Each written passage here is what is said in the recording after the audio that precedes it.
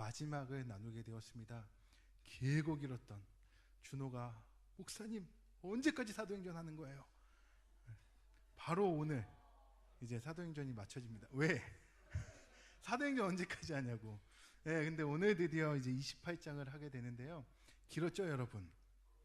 근데 우리가 지난주 말씀에 이어서 보면 이제 유라굴요라는 풍랑을 만나 수일 동안 이제 배가 깨지고 부서지고 거의 좌초될 위험에 빠졌던 그 배가 이제 바울의 하나님께 받은 그 소망을 바탕으로 해서 거의 죽을 뻔했으나 널주각과 배에서 버린 물건들을 붙잡고 구사일생 되었습니다. 그래서 모든 배에 탄 사람들이 전원 구조가 됐어요. 할렐루야 아닙니까? 이거는 기적이 아닐 수가 없는 거예요. 바울과 일행들이 구조되어 정신 차리고 보니 그 섬에 도착하게 되었는데 그 섬 이름이 우리가 읽지 않았지만 멜리데 섬이다 라고 오늘 성경에 나와 있습니다. 거기에는요 헬라어를 쓰지 않고 자신의 부족어를 쓰는 원주민들이 살고 있었는데요.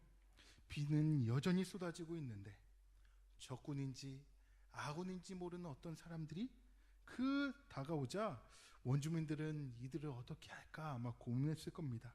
그러나 하나님께서 그들의 마음을 만지시사 그 원주민들은 배에서 탈출한 모든 사람들을 불을 피워주고 음식을 주고 따뜻하게 맞이해 주었습니다. 27장이에요. 28장에서도요 바울과 함께 생사를 같이 하게 된 배에 탄 사람들, 우리는 세 부류라고 했었지만 이제 그들은 뭐 선원이든 군인이든 죄수이든 이제 그것을 떠나서 모두가 하나가 되었습니다. 더 놀라운 것은 표류하게 된 이 멜리데 섬에서 추운 겨울, 몇 달 동안 그 추운 겨울을 보내야 했는데 그 가운데서 그들은 모두 다 하나님의 은혜 가운데 행복하게 살았다라는 거예요. 27장 1절에 보니까 뭐라고 되어 있냐면요, 우리가 배를 타고 이달리아에 가기로 작정되매, 이렇게 시작하는데 28장 1절도 어떻게 시작하는지 아세요? 우리가 구조된 후에 안즉 그 섬은 멜리데라 하더라, 이렇게 시작합니다. 27장 1절과 28장 1절의 공통점이 무엇인가 봤더니 우리라는 거예요. 뭐라고요? 꿀 먹었어요? 뭐라고요? 우리 교회는 어떤 우리? 여기에서도 우리가 나왔다라는 거예요. 네, 세 부류라 그랬잖아요, 맨 처음에. 군인들, 선원들, 죄수들. 그런데 성경에서는 그들을 우리라는 표현으로 쓰고 있다라는 거예요. 이러한 표현은 28장 16절까지 계속 이어지고 있습니다. 사실 그 배에 탄 세 부류의 사람, 복잡 미묘하고 잡아 죽이고 도망치고 눈치 보고 싸우고 피하고 이런 관계였는데 사도 바울은 우리라고 했단 말이에요. 우리라는 공동체적 주어를 사용할 필요가 없음에도 불구하고 오늘 이 성경에는, 사도행전에는 우리가 함께 구조되었다라고 의도적으로 몇 번이나 쓰여지고 있다라는 거예요. 바울은 주어를 우리라고 말할 정도로 자신과 함께 배에 탔던 선원들, 죄수들, 군인들을 향해 적극적으로 손을 내밀면서 함께 살고 움직이는 운명 공동체로서 그들을 마음속에 받아들였다라는 거예요. 한 가지 중요한 사실 우리가 나눠야 되는데 그건 무엇이냐면, 우리가 예수를 믿는 사람이라면, 그리스도인이라면 우리의 삶은 결코 교회 안으로만 한정할 수 없다라는 겁니다. 제가 이제 2015년 12월부터 왔는데 우리 청년들하고 계속 나눴던 게 이거예요. 교회에서만, 일요일만, 이게 아니라는 거예요. 우리는 월요일도 뭐예요? 주일. 화요일도 뭐예요? 수요 주일, 목요 주일, 금요 주일, 토요 주일. 매일매일이 주의 날이란 걸 알고 그 가운데에서 우리가 속한 직장과 캠퍼스와 가정과 삶의 터전에서 부르신 바대로 살아야 된다는 거예요. 우리 한우리만 우리가 아니라 우리의 캠퍼스도 우리고, 가정도 우리고, 직장도 우리예요. 근데 우리는 자꾸만 교회만 우리라고 하고 다른 건 나쁘다고 배척하고 신경 안 쓰고 내 할 일만 하고, 그렇게 살면 되겠습니까? 오늘 사도 바울이 우리에게 이야기하는 것은 우리가 부름받은 그곳에서 우리가 청년 리더로, HYC에서만 리더가 아니라 그곳에서도 청년 리더로 살아야 된다는 거예요. 하나님 우리에게 그 사명을 허락하신다는 겁니다. 사도행전을 크게 두 부분으로 나눠보면요, 1장부터 12장은 베드로를 중심으로 한, 또한 13장부터 28장까지는 사도 바울을 중심으로 한 내용으로 나누어지게 됩니다. 베드로, 그는 어떤 사람이었나요? 초대교회의 대장으로서 그 교회 안에서 어떻게 열심히 예배하고 전도하고 구제해야 하는지 그 부분에 집중했던 사람입니다. 반면 사도 바울은요, 예루살렘 교회라는 교회, 안디옥 교회라는 교회 안에서의 사역도 열심히는 했지만 그는 이제 교회를 벗어나 이방 땅으로, 교회가 없는 곳으로, 바울은 교회에서 부여받은 신분을 내세우며 살아갔던 것이 아니라 세상 속에서의 다른 중요한 직책을 가지고 주님의 부르심 따라 살아가려 했다. 그것입니다. 그것은 하나님께서 너를 이방인의 사도로 삼겠다라는 그 사명에 순종하는 것이었습니다. 이것을 우리는 선교라는 단어로 표현하는데, 오늘날 우리에게도 이 선교라는 이 단어를 하나님께서 허락해 주셨습니다. 이 선교라는 것은 뭐 비행기 타고 배 타고 뭐 타고 외국 가는 것만이 선교가 아니라 교회 울타리를 떠나 직장이든 캠퍼스든 가정이든 우리의 삶의 터전에서 살아가는 것이 바로 선교예요. 그게 선교예요. 사도 바울은 복음의 빚진 자로서 선교적인 삶을 살았다라는 거예요. 심지어 사도 바울은 주님이 주신 그 부르심이 얼마나 컸던지, 나는 로마까지 가야 된다, 로마까지 가서도 이 복음을 전해야 된다라는 주님의 사명 때문에 그는 죽음을 무릅쓰고 풍랑을 무릅쓰고 로마까지 갑니다. 그런데 정말 그의 바람대로 로마에 가게 되었습니다. 황제 앞에도 설 수 있게 되었습니다. 그러나 어떤 신분으로요?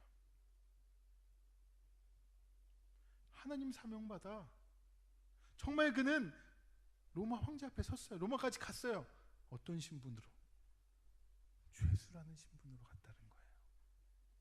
그럼에도 바울은 죄수라는 신분으로 자신이 마음대로 자유롭게 할 수 없는 직책임에도 불구하고 그 가운데 하나님의 뜻을 이루기 위해 묵묵히 살아갔다라는 거예요. 그 중에 여정 중에 하나인 멜리데 섬에서도 그는 묵묵히 사명을 감당했다라는 겁니다. 바울은요, 매우 신분이 높은 사람들을 자주 만났어요. 유대의 총독이었던 베스도와 벨릭스, 분봉왕 아그리빠 왕, 또한 이 섬에서 가장 신분이 높았던 버블리오 추장가족. 근데 그들을 만날 때 사도 바울은 어떻게 하면 잘 보일까, 어떻게 하면 저 사람들에게 무언가를 내가 얻어낼까, 이렇게 살아간 게 아니라 어떻게 하면 주님의 사랑을 전할까, 어떻게 하면 복음을 전할 수 있을까, 그 생각만으로 살았다라는 거예요. 황제에게 재판받지 않겠다, 재판을 받지 않겠다 하면 석방될 수 있었음에도 불구하고 그는 일부러 재판받겠다라고 해서 상소를 해서 로마까지 죄수로 끌려갑니다. 재판을 받으려면 오랜 시간도 걸리고 절차도 있고 복잡하고 죄인이기 때문에 온갖 수모를 당하고 수치를 당하고 매를 맞기도 하고 기나긴 그 시간을 보내야 했음에도 불구하고 사도 바울은 하나님 주신 사명 따라 어떻게 사랑할까, 어떻게 복음 전할까, 이것만 생각했다는 거예요. 무슨 생각이요? 어떻게 사랑할까? 지금 자는 것 같은데. 오늘 자면 돼? 오늘은 안 돼, 자면. 다시 한번. 사도 바울은 뭐만 생각했다고요? 어떻게 사랑할까? 어떻게 복음을 전할까? 여기에 집중했다라는 거예요. 사실 죄수가요, 죄인이요, 어떤 존재인가요? 만약 여러분이요, 지금 이 자리에서 제가 바지를 딱 걷어 올렸는데 전자발찌가 채워져 있다고 생각해 보세요. 예를 들어서 어떨 것 같아요? 주변 사람들은 내가 종욱이 다리에 딱 걷었는데 전자발찌가 딱 채워져 있어. 요즘 신형은 가볍게 나왔대요. 그럼 여러분 어떻게 하실 거예요? 안 그래도 지금 범죄자처럼 돼야 하는데.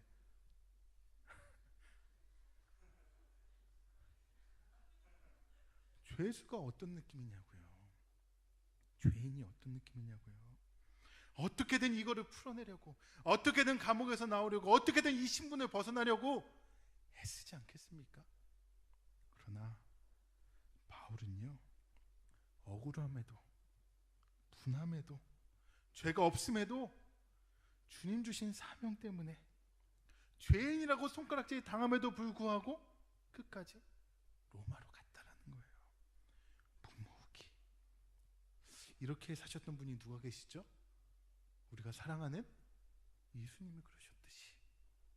그러므로 중요한 것은 뭐냐면 지금 우리의 삶의 현재 고통과 고난과 사람의 손가락질이 있냐가 중요한 것이 아니라 그 가운데 역사하시는 하나님을 발견하는 거예요.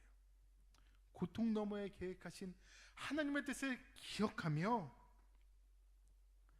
한 걸음 한 걸음 사명 붙잡고 나아가는 것, 그것이 바로 그리스도인이다라는 겁니다. 이러한 정체성을 갖고 살았기에 사도 바울은 배에 탄 선원들, 군인들, 죄인들을 뭐라고 불렸다고요? 우리라고 불렸다는 거예요. 우리 옆에 계신 분 한번 보세요. 우리 이렇게 해봅시다. 시작. 우리. 어떤 우리? 한 우리. 네, 한 우리예요. 우리는 한 우리. 그러므로 우리의 삶의 자리는 교회에만 국한하지 마시고 교회를 벗어나 우리의 삶의 터전까지 확장되어야 하고, 그 가운데서 우리는 어떻게 사랑할까, 어떻게 복음 전할까, 이걸 기억하면서 살아야 됩니다. 이 아름다운 그 배에 탄 그 많은 사람들, 그들은 멜리데 섬에서 원주민들의 그 섬김 가운데 그곳에서의 몇 개월을 살아갑니다. 오늘 우리도 낯선 문화, 낯선 사람, 낯선 장소, 어색한 만남, 그러한 것이 우리에게 계속 찾아옵니다. 그러함에도 불구하고 우리는 그곳에서 어떻게 사랑할까, 어떻게 복음 전할까, 이 두 가지 생각을 하면서 살면 되는 거예요. 간단하잖아요, 인생. 비록 우리가 살아갈 때 풍랑이 옵니다. 큰 풍랑이 와요. 제가 예언했잖아요, 여러분. 여러분에게 풍랑이 적어도 큰 거 한 3방 온다고. 적어도 3방 와요. 엄마 돌아가시고, 아빠 돌아가시고, 뭐 이제 배우자 죽고 막. 크게 3방은 와 일단. 네. 여러분, 인생 쉽지 않아요. 만만하지 않아요. 절대 쉽지 않아요. 그럼에도 불구하고 우리는 하나님께서 나를 통해 계획하신 것들을 기억하며 어떻게 하면 내가 있는 공동체에서 우리로 사랑하고 복음 전할까를 기대해야 된다는 거예요. 오늘 우리가 사도행전의 이 마지막을 향해 가고 있는데, 로마에서도 증언하여야 하리라 라는 주님의 음성에 순종하는 바울의 말씀 그대로 오늘이 그렇게 이어지고 있습니다. 하나님의 말씀 따라 로마까지 왔습니다. 근데 이 로마에서 바울은 어떤 삶을 살았는지 아세요? 우리가 31절만 읽었으니까 복음 전했구나. 근데 이 로마에 와서 어떤 시대가 되는 줄 아세요? 몇 년 동안? 2년 동안 가택에서 가택연금을 당해요. 무슨 말이에요? 집안에서 갇혀있고 그래도 GS 편의점 가서 콜라 하나 사 먹고 싶은데 갔다 올까? 돼요, 안 돼요? 안 돼. 안 되는 거예요. 몇 년 동안 감옥 생활이죠. 감옥 생활. 도착한 지 며칠 되지 않아 바로 가택연금 되어버립니다. 군인이 감시하고요. 허튼 짓 하면 큰일 나는 거예요. 오늘 말씀 우리가 앞에 읽어보지 않았지만 집에 가서 읽어보세요. 앞에 보면 바울은요, 그럼에도 불구하고 자신이 할 수 있는 자유가 있었는데 자신의 면회 오는 사람들은 만날 수가 있었어요. 그래서 그 로마에 있는 유대인 높은 사람들을 청해서 내가 왜 상소했고, 내가 왜 로마의 황제에게 상소를 올렸고, 내가 왜 로마까지 오게 되었는지 설명합니다. 나는 죄를 진 것도 아니다. 유대의 관습을 어긴 것도 아니다. 나는 죄가 없어 석방되려 하였으나 유대인이 반대하였기에 황제께 상소한 것이지 우리 같은 동족을 고발하려고 한 것은 아니다라는 거예요. 그러면서 바울은 자신의 체포와 로마까지 오게 된 이유에 대해 밝히고 있는데 20절에 우리 함께 읽어볼까요? 20절. 오늘 31절과 같은 말씀인데 20절 시작. 이러므로 너희를 보고 함께 이야기하려고 청하였으니 이스라엘의 소망으로 말미암아 내가 이 쇠사슬에 매인 바 되었노라. 아멘. 요게 이스라엘의 소망 때문에 내가 오게 되었다. 당신들이 보는 것처럼 나는 죄인이지만 내가 나쁜 짓을 하는 것도 아니고 동족을 고발하려는 것도 아니고 내가 이렇게 된 이유는 이스라엘의 소망 때문이다. 그 소망이 뭐예요? 바로 우리 주 예수 그리스도, 그의 십자가 부활이라는 이 복음, 이 이스라엘의 소망, 이것을 전하기 위해 내가 로마까지 지금 죄수지만 이렇게 오게 되었다라는 거예요.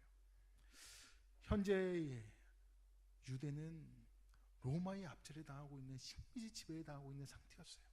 그들은 어떻게 하면 로마의 압제로부터 벗어날까, 이겨낼까, 언제 해방이 올까만을 학수고대하고 있었습니다.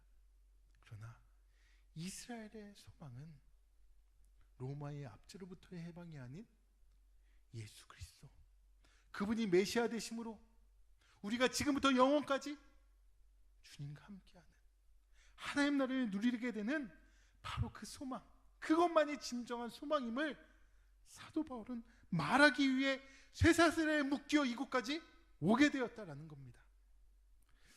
하나님의 구원의 섭리에 따라 자신이 오게 되었다라고 진솔하게 고백한 거예요.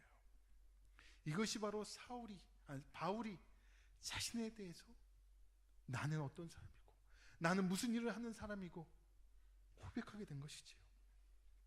제 이야기를 듣고 계시자면 여러분도 이런 생각할 거예요. 그래요, 목사님은 그렇게 사셔야죠. 그런데 저는 목사가 아니에요. 저는 전도사도 아니에요. 저는 그냥 청년이에요.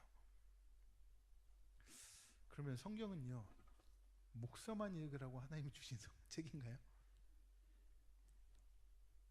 뭐 하나 잡았는데? 그런 거였어요? 왠지 내가 읽기 싫더라. 하나 잡은 것 같은데?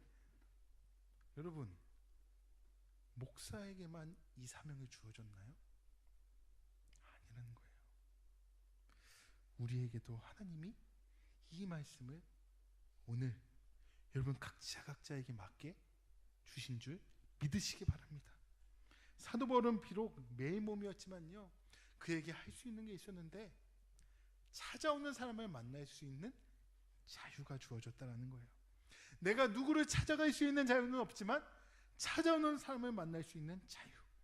그래서 사도 바울은 2년 동안 그 가택연금 당하면서 사람을 보내 초청하고 복음을 전하고 오는 사람을 맞이하고 복음을 전하고 사랑하는 그 삶을 살았습니다. 본문에 의하면 2년 동안 로마에 머물렀다고 합니다. 이것은 바울에 대한 재판이 2년 동안 열리지 않고 연기되었거나 판결이 지연되었음을 뜻하는데요. 왜 이렇게 됐을까요? 그것은 사도 바울이 죄가 없기 때문에 그들이 죄를 물을 수도 없고 재판을 해봤자 승산이 없음을 알았다라는 거예요. 더구나 재판 과정에서 구체적인 증거 없이 사람을 괴롭힐 때에는, 고소로 여겨질 때는 그에 대한 응징을 받아야 하는 로마의 법정의 절차가 있었기 때문에 법정 고소 만료일인 18개월을 넘기도록 사도 바울이 재판받지 않았다라는 겁니다. 무슨 이야기인가요? 사도 바울은 잘못해서 이렇게 산 게 아니에요. 죄를 졌기 때문에 이렇게 억울하게 죄인으로 죽을까 살까 하면서 사는 게 아니에요. 오직 하나님의 사명 때문에. 사랑하는 청년 여러분, 뭐 때문에 사세요? 무엇 때문에 사세요? 미안합니다. 또 이런 얘기를 제가 하면 안 그래도 살기 힘든데, 그쵸? 무슨 열심히 살고 있는데, 여기 나온 사람은 열심히 사는 사람이야. 오늘 안 나온 사람은 왜 사는 거예요? 여기는 열심히 사는 사람이야, 내가 봤을 때. 네. 그렇잖아요. 무엇 때문에 살고 있는가? 오늘날 청년들이 할 수 있는 게 많이 없어요. 왜? 이게 없으니까. 뭐 하고 싶어도 할 수가 없어요. 여러분, 그렇잖아요. 자유가 없어요. 시간은 많은데 이게 없으니까 자유가 없어요. 하고 싶은 건 많은데 할 수가 없어요. 그래서 이렇게 얘기합니다. 나는 돈도 없고 나는 할 줄 아는 것도 없고, 그러니까 나는 안 해. 안 해요? 사도 바울도 할 수 있는 자유가 없어요. 2년 동안 묶여있고, 이건 우리보다 더 없어. 그런데 사도 바울은 어떻게 했어요? 그가 할 수 있는 자유를 찾아냈어요. 뭐? 자신에게 찾아오는 사람을 만날 수 있는 자유. 여러분은요? 정말 아무것도 할 수 없나요? 정말 그렇게 없나요, 여러분? 그저 앉아만 있어야 되나요? 할 수 있는 게 없어요? 있어요. 있습니다.